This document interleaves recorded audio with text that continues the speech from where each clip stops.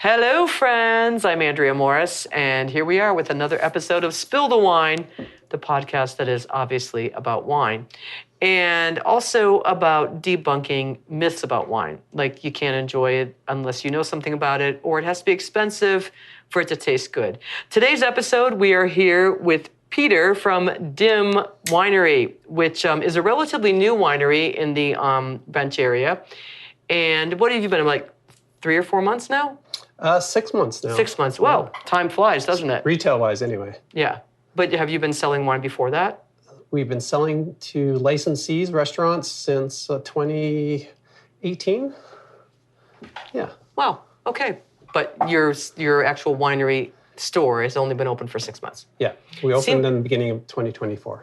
Perfect. And, you know, I have been here previously, just a caveat to the listeners, and I am a big fan of your wines.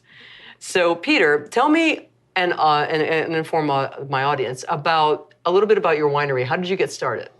So we've been here actually for 50 years, since 73. My father bought our first vineyard in 73 just down the road, and then we bought the second property here in about 83. So we've been selling our grapes to all the other wineries. And when my dad passed about 10 years ago, my wife and I decided to move back here and start our label. And we started with one wine, 2015 Riesling, and every year we added a few more, and here we are. That's great. And so it's a family-run family-run winery. I think you've had too much. Family-run winery. It's exactly what it is. It's, my brothers help with the vineyard, my wife helps with the books, and, we're here every weekend. Now for the summer, we're here open 5 days a week, selling our love. That's fantastic. And you're going to be expanding a little bit soon, I hear, to a patio maybe? Yeah, patio, and finish the upstairs for sit-down, and we'll see where it goes, where it takes us. Well, your wines are fantastic, so I think that we should drink some wine and talk about... Absolutely. And talk about the labels and talk about the wines. So what are we going to start with, Peter? So why don't we start with the Chardonnay, which we call the Great Escape Chardonnay. Why do you call it the Great Escape Chardonnay? So all the labels all the labels are a result of a story, a memory, or something that happened to us on the farm. And that started with our marketing guy that I was working with at the time. And he came up with the Chardonnay label, actually, and he's like, Peter, you always talk about these stories. And he referenced this one story about me, this memory I had when I was a child. I was 4 years old, and I was helping my parents plant these Chardonnay vines. So this was in 1976. And my memory was I had to hold the vine while my mom buried the roots. And my dad, I remember, was up ahead digging the holes in front of us, because this was all done by hand, 1.5 acres of Chardonnay, as before we could even afford to hire a machine or anything to do it. So it was a hot summer day, and I remember I had enough. And when my mom turned to take the next shovelful, I bolted. And my memory was running away, and she's screaming at me, "Come back here, we're not done." But I was running as fast as I could to get away from this. And we called the wine the Great Escape Chardonnay. That's amazing. So what year is this now? So this one is the 2017. So this is made in carbonic fermentation. What does that mean? So most regular white wine is made by pressing the juice off the grapes, and you ferment the juice in whatever vessel it's going to go into. With carbonic fermentation is you pick whole cluster, put that directly into the tank, close the tank, and it ferments under pressure in purely CO2, so there's no oxygen contact. You minimize that as much as possible, and you let the fermentation happen, whole cluster, so the fermentation pushes its way into the intact berries, and you get better extraction from the skin. Oh, that's interesting. Depending on the variety, depending on the year, that could be anywhere between 10 days and 20 days. And what you want to remove it off the stems at some point, because you don't want to get that stringent flavor that the stems give you. But by doing that, you're minimizing the oxygen contact during fermentation, which is what you really want to do. When you take a bite out of an apple, it turns brown right away. Grapes do the same thing. So you want to minimize that as much as you can during fermentation, and you get a much fuller wine, a lot more flavors, a lot more extraction from the skin. How does that differ from barrel fermentation then? Well, barrel fermentation is basically, you're just talking about the vessel. So fermentation won't be completed this way, Angie will remove it off that tank and move the wine into whatever vessel we're going to finish fermentation in. So barrel fermentation is just where it's happening. Gotcha. Well, this has a really lovely nose. It does. It's very buttery. It is. Which is interesting because normally I get that from an oak barrel. Well, it's still aged in a 1,000-liter oak cask. Oh, that's fantastic. It's just a really buttery color. But it's very light. Yeah, very light. Yeah. Not like that heavy oak, but not an overly oak taste to it, but kind of buttery with a little bit of citrus on the I find on the back of my tongue. Yeah. And I always find that there's a very soft feel as well. It's very smooth. Yeah, it's very smooth. Does that have to do with the terrain? I think we're in a very good spot for wines like this. Cool climate wines do very well paired with food. They retain their acid, and as long as you've got a decent summer, which we do nowadays, you get a very full-bodied wine. Now, where we're growing our grapes, Creek Shores is our appellation. We're below the bench. We're sitting on stratified soils. So this is an old lake bed, Lake Iroquois. And we're actually on the shoreline of Lake Iroquois. Highway 8, King Street, is the old trail that ran along the shoreline. Now, what we have here is, because it's a shoreline, we've got a mixed soil of gravel, sand, and clay loam. And it's stratified. So the best wines in the world, in my opinion, are grown on stratified soils. Now, that's what we've got here, and that's why we went ahead and started the label, because I totally believe in this location. And one thing I like about this spot is we have a water table that it's pretty shallow at the start of spring, where it's supposed to be. The vines have sufficient water to start growing, but as summer progresses, that water table just drops and drops and drops and drops. And what that does is it forces the vines to look for water. So they'll grow deeper and deeper roots, and every layer of soil that we pass through, that's a layer that provides a flavor to the wine. That's really interesting. And that's why we are here, because we have that opportunity to have such a deep water table, which gives us deep roots, which gives us magnificent wine. What happens when you have, like, we had a couple weeks ago, tons and tons of rain? Does that affect that? Well, as long as the rain passes through the soil quickly, which it does in this location, we don't have a heavy clay content. We have a sandy, gravelly soil here, so the water passes through quickly, which is exactly what you want. You don't want your grapes to sit in wet soil. Mm-hmm. You know, if you got a vine that's happy, it's got sufficient water. I call that a lazy vine. And you know, when you got a lazy vine, you get a lousy wine. We like to stress out our vines, so I don't cultivate. We keep a grass cover in the vineyard, and that helps suck the water out. So in a wet summer like this year is pretty wet, this year and last year. So our soil dries out pretty quick. So we stress out the vine by limiting how much water it can get. And a stressed out vine makes a fine wine. You should write poetry. I should. Stressed out vine makes a fine wine. It's really interesting to hear how much the agriculture really plays a part in winemaking. You know, there's a couple of different businesses going on here. You've got farming, marketing, wine production, and business admin. And a small wine company like this has to have it all a combo of all bundled into one little ball. Yeah. Yeah. So it's a crazy business to be in. Well, that Chardonnay is spectacular. Thank you. It's got such a beautiful taste to it. Really, I hesitate to say lovely because I use that too much in one podcast episode. It's a really, really welcoming taste. Mm-hmm. Yeah. I do adore it. What do you pair that with when you... Everything? I would say everything. And do you prefer to chilled or just slightly warm? No, chilled. Chilled? Yeah.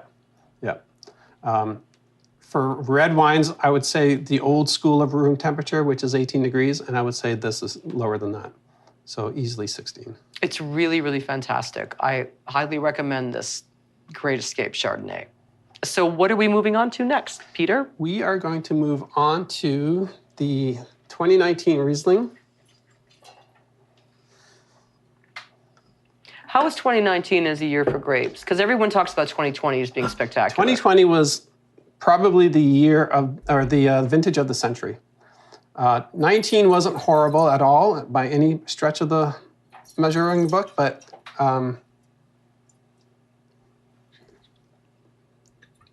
it wasn't 2020, it wasn't 2017. But taste it. So Niagara's either going to be a red wine year or it's going to be a white wine year. Tell me what you think of this. Well, the nose is lovely. It's very fruity. And that's what you get out of a cool climate wine. Oh, man. So That's so good. here in Niagara, we have our hot days, but never too scorching hot. So this area never gets over 34 degrees because of the cool air coming off of the lake. And the escarpment holding that, and it kind of acts like a little conveyor belt of air. So during the day, it spins hot air off the soil, rises, moves over to the lake, the cool air over the lake, drops it, and we get that cool breeze coming in. At night, it goes the other way around.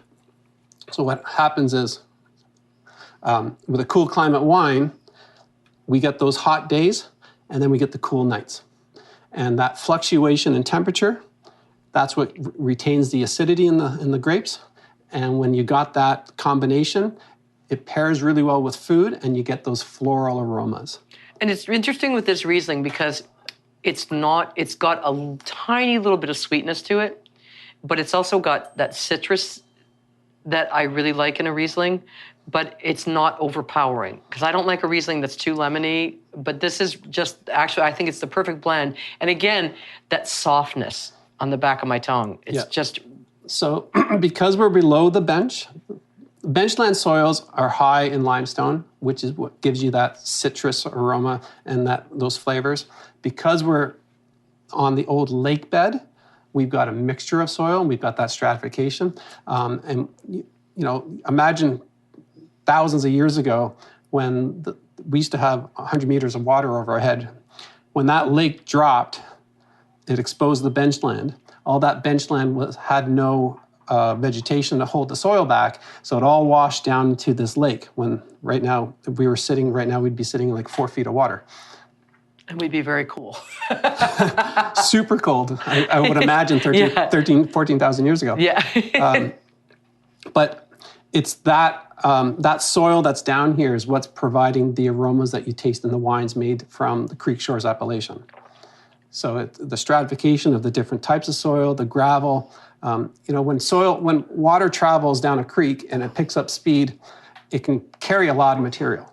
When it hits a body of water, the first thing that happens is it drops the heaviest material. So the first thing that drops along the shoreline was the gravel, the heavier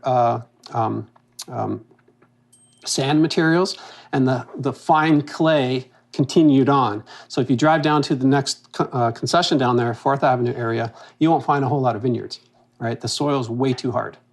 So all the vineyards are along here, and then they stretch down. There's a sand layer that stretches, kind of goes back and forth, and you'll find a couple of wineries that have that, but that's it. That's why in this location, this is why we went through the trouble of starting the wine label, because I believed in the soil here. Like when I went to school for civil engineering, did a couple of soil courses, and then after that, I went to Brock for geology, studied a little bit more about soil. So once I started getting a little bit of knowledge, I started to realize what we had here. And ever since then, since my mid-20s, I always thought this was the location. Mm-hmm. And then over the years, we've had so many winemakers come back to us and say, Ivan, my dad, that was the best Chardonnay, or that's the best Cabernet. So if it wasn't for all of that, I don't think we'd be here. Wow, that's a great story. All right, try. Yeah. So the results are coming in. The Riesling is fantastic. And it's called Edgewater Riesling. And what's the story behind that label? So because we're actually on the shoreline of Lake Iroquois. This farm sits right on that shoreline. And because it's Edgewater, right, we're on the water's edge. So it worked for us. That makes sense. Yeah. Lovely Riesling. And I have to say, one of my favorites in the area as well. So, good job, Peter.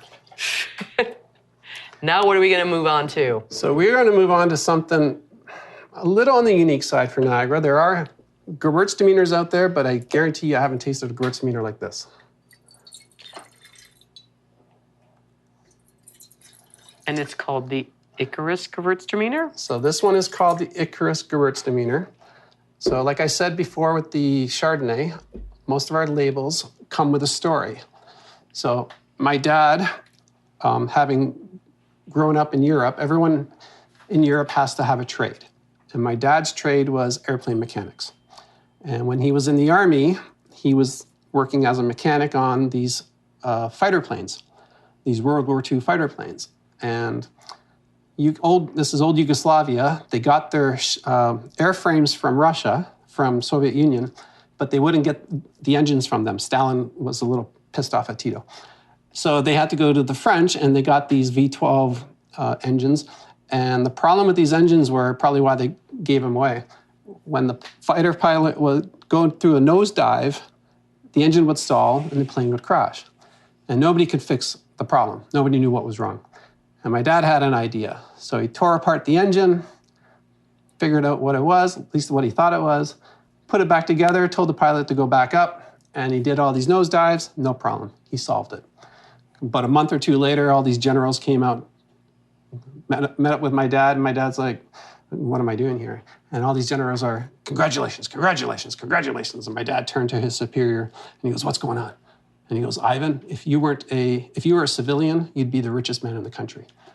Because he saved 150 of these fighter planes from being, destroyed. So I always thought it was a kind of an interesting story. And what really turned me on to the story was the fact that they called the airplane Icarus C-49s. Do you know the story about Icarus? Yeah, he flew too close to the sun. So he flew too close to the sun, and his wings melted the wax off his wings and fell to his death. Exactly. So that was exactly what was happening to these pilots.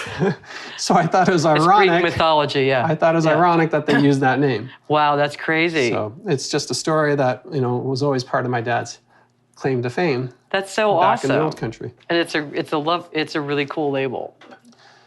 And as a caveat, I am not a big Gewurztraminer fan. Because I've always found it too floral. This, however, doesn't have a floral tone to it at all. It's got the lychee smell, the lychee nose. Yeah, so it's not too sweet. And the aromas that you get off of it kind of trick you in thinking that it's sweeter than it is. It is, exactly. I mean, it's got a really nice lychee flavor to it. And I happen to know that this is actually great with Thai food. It works really well with Thai food. It works food. really well with Thai food. Anything spicy. Yeah, it's just, to me, as someone that's not a Gewurztraminer fan, this is actually a perfect Gewurztraminer. Because it's not overly floral, and it's just got that really beautiful, it doesn't have that, I find a lot of times for me, with Gewurztraminer, it has this awful aftertaste, but this doesn't have that. It's just fruit forward with the lychee, and it just blends so well with the spicy food. Mm-hmm. So cheers to you, Peter, because this is an absolutely fantastic Gewurztraminer. Thank you. My dad planted this in 2007. I always thought it was an interesting plant. I've heard it's very hardy. There's nothing wrong with this plant growing it in Niagara. It grows a little dense, so you got to take a little bit extra care. The leaf canopy is very tight. Is the softness on this because of the terrain? Absolutely. So we're not, I don't want to call other parts of Niagara a monoculture of soil, but I have that feeling that if you're not on the bed, the old lake bed, then your soil isn't stratified. Now, of course, you can say that varies from acre to acre. All of Niagara varies from acre to acre. But I really, truly believe that you get that, you get multiple aromas and flavors off this old lake bed because of that stratification. So it smooths out the wine. You don't just get that citrus flavor that Niagara became known for at the start because we used varieties like Riesling that really emphasize that. But when you're moving on to more complex wines and varieties, then you're going to wake up every other flavor in that wine. And that's because of the stratified soils.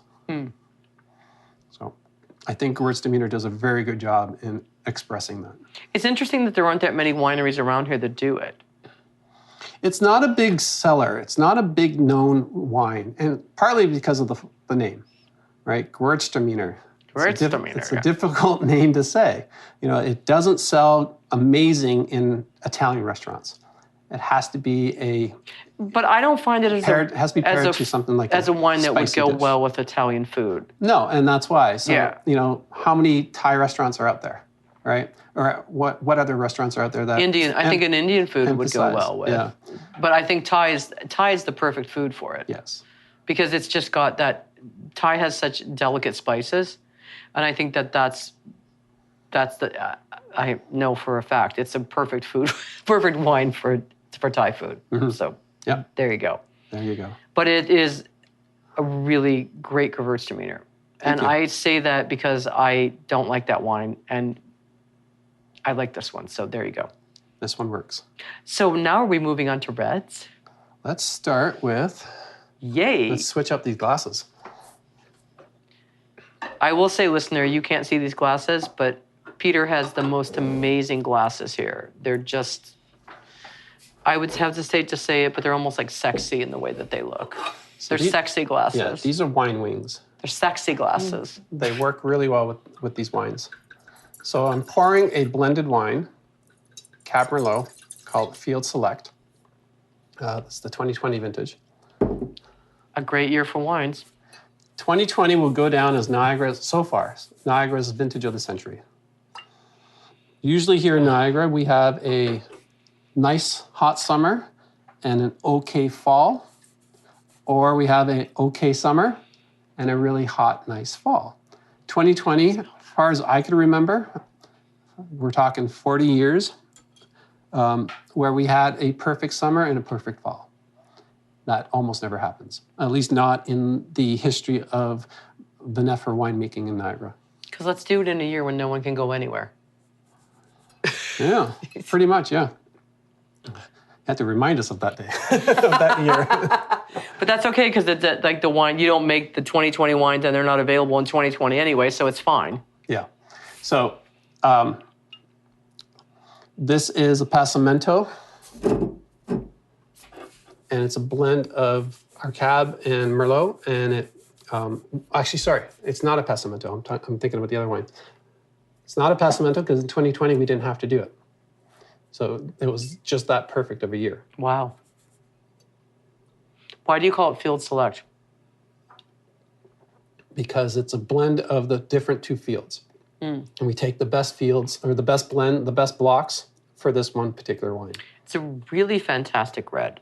The color is beautiful. It's a nice, deep red with beautiful legs and kind of a cherry sort of nose. I can totally smell cherry on it. Dark cherry. Dark cherry, for sure. Blackberry. A little bit of fig and tobacco. Not getting tobacco, but, it's absolutely fantastic. That's the red that I want to I just want to sit and eat cheese and drink that wine. Mm-hmm. It's fantastic. Yeah, it works. I like it. Yeah, you're so like, yeah, it works. I like it. Yeah, great. Yeah, it's my wine. Mm-hmm. Well, we wouldn't be here if I didn't know that this farm can produce a decent quality wine. The competition that we're up against isn't just Niagara wineries. It's worldwide. The LCBO will bring in wines from the whole world of different qualities, a lot of good qualities, some mediocre, but so our consumers have a lot of choice here in Ontario. And, if it wasn't for the fact of where we're located and the soil and the climate, I don't think I'd be in this business, right? It's a difficult business to be in. But when you've got a, perfect vineyard location with the right soil types, the right microclimate, the water table low, like how it's supposed to be, everything just said go for it. So, anything that comes off this farm, I don't want to pat myself on the back, but they're fantastic wines. It's like an open invitation. Your land is saying, hey, grow grapes on me. Yeah. And I've asked many people during the course of this podcast why they started a winery, and they all said insanity. Ignorance. I couldn't imagine not. I practically was born on this farm. So I personally know every vine, right? I spent my entire life walking up and down, driving up and down every single one of these rows. I know what this farm can produce. So your heart and soul was into it. I couldn't imagine not doing it, right? It certainly wasn't easy. Like, there's challenges every day. I'm surprised I sleep at night sometimes. But well, you have wine. I got wine to help. Just drink, open a bottle, drink it, and go like, I can sleep now. It's fine. Yeah. But I just can't imagine not doing it.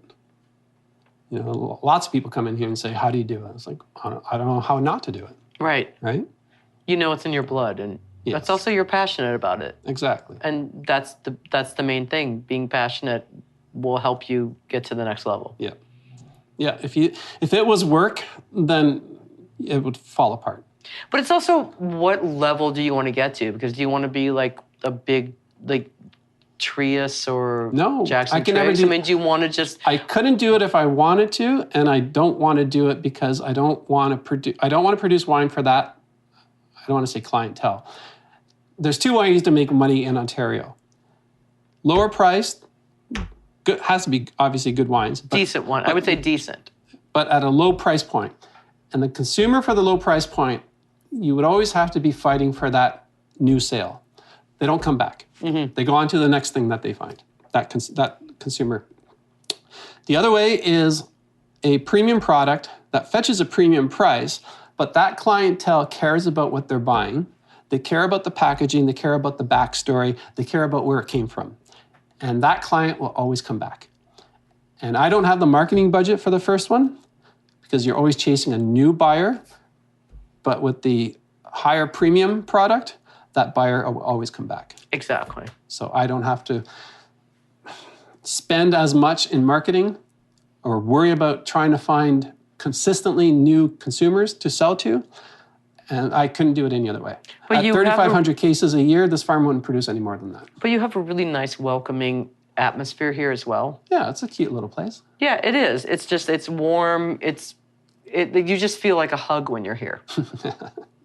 I'm not being sarcastic. I mean, you really do. It's like, listener, you can't see it, but it's like wood grain everywhere, and it's just warm and comforting, and you just feel instantly at home when you're here. It is cozy. It's, the old barn beams. Gives you a little bit of history. There's something about the smell of the wood as well that just makes you feel like you're in a log cabin and you're away on vacation and you've come off the busy highway and you're just like, here I am, just instantly relaxed. It's the exact opposite of Toronto. Exactly. Yeah. Yeah. So let's move on, Peter. This is wine country. That's right. Let's have some more wine then. So let's move on to Cab Sauv, which we call the West Bank Cabernet Sauvignon. It's 2018 vintage. And I take it because it's the western bank of your... Creek. So the story behind this is our first farm that my dad bought, he bought with my uncle, 44 acres. And after just a couple of years, they decided that they can't work together, so they split the farm down the middle. And right down the middle just happened to be a creek, the 16-mile creek. And when my uncle said, "What side do you want?" my dad said he wants the west side of the creek. So I guess I could have called it West Side, but I went with West Bank. Because then it would be West Side Story. I wouldn't win with any version of this story. I could have called it Left Bank, but I didn't want to tie us into Bordeaux. Right? West Bank. So I chose West Bank, but now there's issues with that name. Yeah. But it's not about politics or anything like that. It's all about having the west side of this creek, which I like. And I'm glad my dad got it because it's higher. Elevation is higher than the east side. Mm-hmm. We've got rolling hills, so we've got a little bit of southern exposure, which is perfect for the Cabernet spot where it is planted. And the soil is fantastic. So good drainage, good water drainage, good air drainage, and good sun exposure. Perfect for Cabernet. The legs on this are beautiful. The color is fantastic. The color is absolutely fantastic. It's just this beautiful deep red. And the nose is very black cherry. Mm-hmm. I'm getting so good at this. So this is a Passamento. 2018 vintage, needed a little bit. And what we do with the Passamento, what we're using that for is to balance the wine. Because we're cool climate, we have usually a high acid in our grapes. And in years that aren't like 2020, where it's perfect all the way through, we need to give it a little bit of boost of sugar. And the only reason we do this is to balance it to the acid, because acid is almost always high in So Niagara. explain Appassimento in case someone is just tuning into this podcast for the first time. What is Appassimento? So what we're doing is we're drying the grapes, almost like a raisin. And the reason we do that is because we want to reduce the moisture content. And by doing that, you increase the sugar content. The Brix level go up, say, 24 to about 26. And the only reason we're doing that is to balance the high acid. And if you don't balance the acid, it's always going to taste a little off. And there's three things that makes a good wine. Sugar, acid. When sugar goes up, acid comes down, and pH. And you really don't want to mess with those things outside of the vineyard. If you can get them perfect in the vineyard, then your wine's going to be fantastic. This is a fantastic wine. It's just so rich and deep and fruit forward and just so flavorful. It's a really fantastic Cabernet Sauvignon. It is. Yeah. Yeah. Pat yourself on the back for that one. I'm extremely happy with this one. I think it's wonderful. And you know what? I've taken this to people's houses and said it was from this region, and they're like, what? They're like, how did someone do this here? Mm-hmm. Which is a testament to you, because it's really fantastic. I think we're lucky. The property's fantastic for growing for Cabernet. We've had plenty of winemakers over the 40-something years that we've had Cabernet always come back and say, this is the location. Yeah, I can see why, because it's absolutely spectacular. Yeah. I'm a big fan. And there's one little sip left in this glass that I'm going to take. And now we have another wine to sample.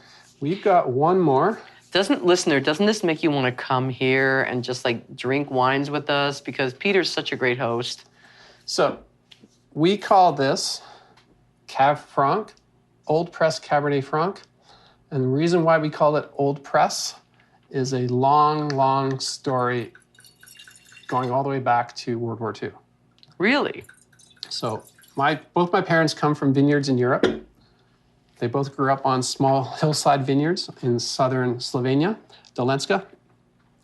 And the vineyard that my dad inherited when my grandfather passed was a vineyard that had its own little wine cellar dug into the hillside. And going all the way back to the war, a couple of partisan soldiers were being chased, and they hid inside the wine cellar to get away from the Germans. And they lit the roof on fire to get them to come out. They came out, but we lost everything that was in the wine cellar, so the barrels and everything. But the big thing that we lost was the really old wine press that was in there. Massively huge wooden wine press. After the war, my grandfather rebuilt it, and my dad ended up inheriting it. So we've got the wine press here in Canada now. I haven't erected it yet, but it's going to go in the front of the winery, hopefully soon. So in honor of those soldiers that we lost that day and the old wine press, we decided to call this the Old Press Cabernet. It's a beautiful label. So again, this is 2018 vintage, Passamento. Very, very rich. Very rich smell, or nose, as they would say.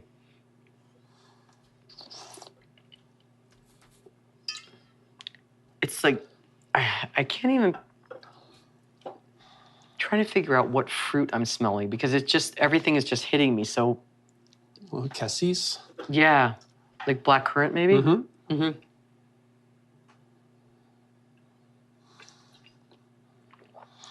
Oh, it's so Again, good. it's a Passamento, so you don't get those green flavors. It's thicker. Yeah, yeah. It's really nice. Yeah. For 18, it's a fantastic wine. Yeah. Because 18 wasn't a great year, right? It was okay. A little bit of plum on it. Yeah. Yeah. But that I can just have a steak with that Oh, absolutely. and be very happy. Yeah. With the tannin, you want to open this a couple hours earlier or run it through a decanter. No, just open it a couple hours earlier, let it sit, have a nice steak with some blue cheese on it. Oh, yeah. That's... Yeah, I'm going to have tenderloin tonight. You want to join me? Yes. This would be... Yes, thank you. This would go really well with it. Yeah, that would be perfect. Yeah, it's a fantastic wine. Oh, absolutely stunning. And just, again, the softness on the back of my tongue with all of your wines have that amazing softness. They're just so beautiful. Thank you. I have to say that like the taste of your wines is just so different and just, I find it very welcoming. You know, it's just like a floor mat. I have to say a welcome home mat, like it's just so, they're so great because they're so smooth. So, since you're enjoying the wines, why don't we have a bonus wine. Why don't we open one more? Oh, so this is the wine our producer Lukas had wanted to try from the get-go. This one is the 2018 Lipizan Merlot. And why the name Lipizan? It's obviously a horse. So the Lipizan horse stallion comes from the area that my parents grew up in. So Slovenia and Austria. This was the nobleman's horse back in the day. If you know anything about them, they are born gray. They're dancers. But they're within 7 years, they're pure white. And they're not stallions or race horses, but they are in competitions for dancing and prancing. My mom's favorite horse. So my mom passed in 1997, and the morning of her funeral, my aunt looked out her window when she was getting ready to come to the funeral home that morning, and her neighbor's horses broke free from their pen. They jumped that creek that splits our farm, and the horses were running back and forth on the back of our vineyard, dancing and prancing. So when my aunt showed up to the funeral, she's like, "Peter, I got to tell you what I just saw." And because it was my mom's favorite horse, and it was, the back of our vineyard, we thought, maybe she's enjoying herself for the first time in a number of years. Oh, that's amazing. So that's a beautiful story. My mom's favorite wine was always Merlot, so this story worked well with it. Oh, that's so sweet. And it's, again, another beautiful, deep, deep red, almost purple. So this is a Passamenta also, 2018 vintage. It's got almost a peppery little finish to it. It's, a little bit of pepper, like dark pepper, dark cherry. I was going to say dark cherry. You beat me to it. Very, very fruity. Very soft Merlot. It is a very soft Merlot. Very well balanced. And absolutely fantastic. I could drink this all night. This one's right out of the bottle. It's so good. It's, again, that softness. It's like all of your wines have that beautiful softness to them. It's the soil. Yeah. Yeah. Because sometimes you drink wine, it's kind of harsh. You can feel it at the back of your tongue. But all of your wines are like almost like open and inviting and just you feel like it's like a blanket of wine. Like a hug? Yeah, it's like your wines are hugging me. That's why I have to drink them. When I feel bad, I come to Dim and have a blanket of wine. You always come on a Sunday afternoon. I don't always come on a Sunday afternoon, but I'm trying to make a point of it. But it's a nice Sunday afternoon. It is. It's great. Yeah, and absolutely. I bring my puppy, but he sleeps through everything, so it's great. It's curled up in a little ball. I know. Lukas, you can say what you think about that. It's too cute. It's too cute. No, about the wine. Oh, the wine. You wanted to try the wine. Oh, it's smooth. And I mean, there's nothing that like pulls my palate too far one way or the other, though. It's smooth. I mean, all of them, like you said, have been smooth. I mean, I'm not trying to just say that for saying it, but they all have been very, very, very smooth. All the way from the beginning of the taste all the way to the aftertaste, the whole palate experience. Yeah. See, listener, this is why we have to have Lukas give us 2 cents, because he wanted to try the Merlot from the get-go, and now he's very, very happy because it is absolutely spectacular. Like, Peter, I've never had a bad wine here. Because Merlots can be a little bit on the sharper on the aftertaste. As soon as you first taste it, you're like, oh, it's all right. And then once you swallow it, then it's like, then you might get hit with that sharpness or that. That sideways, I hate Merlot. But whoa. Yeah. But this doesn't have that. It's amazing what that movie did to Merlot. I always thought of Merlot as a very soft wine, where Cab can be harsh, especially when it's young. Cab Sauv would be in between the two. But you're right. These wines are easy drinking right out of the bottle, right? They are still very age-worthy. These are our first Cabs and Merlots, so interesting to see how that plays out over the next 10 or 15 years. But yeah, they're very smooth wines, and the Passamento helps with that. It keeps it from that typical Niagara green pepper flavor that Cabernets here in Niagara usually have. Yes. But it's because of our cool climate. You know, our grapes hang on to their acid with our cool nights, and our hot days are there, but they're not there every summer. And if with a Passamento, it's just another tool in our toolbox of things to do in winemaking for Niagara. And maybe if we get more years like 2020 with the climate change, maybe we'll move away from that. Do you think that 2023 is going to be a year like was last year? Was a year like that? 2023 might be just as good as 2020, different, but just as good. 23 turned out to be it started off wet, which doesn't matter in terms of great production because it stayed hot. And then we ended up having a fantastic fall. And it just lasted and lasted and lasted. The only thing about last year was everything came in at once, so there was like a lack of tank space and stuff like that. But other than that, 23 might go down as second to 2020.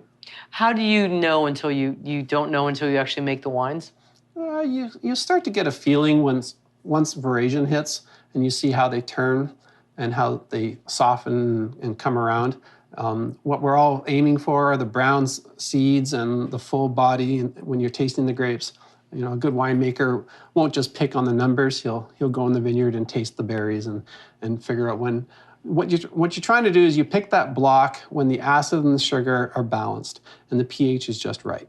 And when you're a small winery, you have that luxury to pick each block on the day that is ideal, as opposed to selling your grapes to a big winery and everyone's picking on the same day. And it doesn't really matter. One vineyard might be overripe, one vineyard might be perfect, and one vineyard might be underripe. And then you throw it all together in a tank, and then you see what you get, right? And then you got to change your sugar and your acid, and your pH might be way off.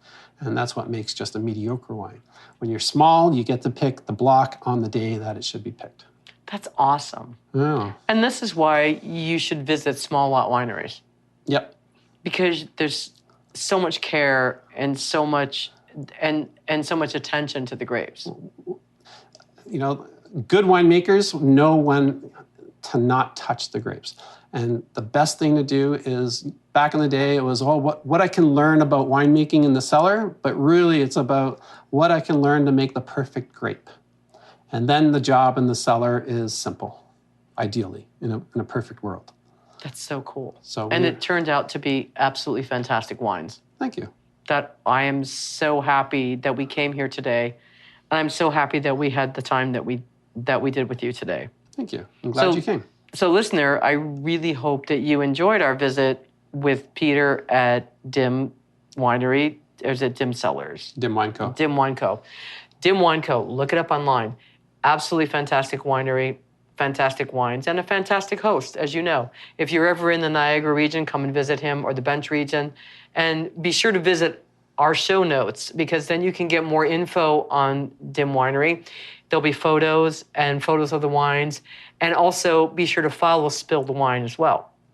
So you can follow us. And if you have suggestions or comments on anything you'd like to see on the show, then you can email us at podcastspillthewine@gmail.com. That's podcastspillthewine@gmail.com. So we'd like to say cheers. Thanks for being here, and we'll see you on the next episode. Ciao.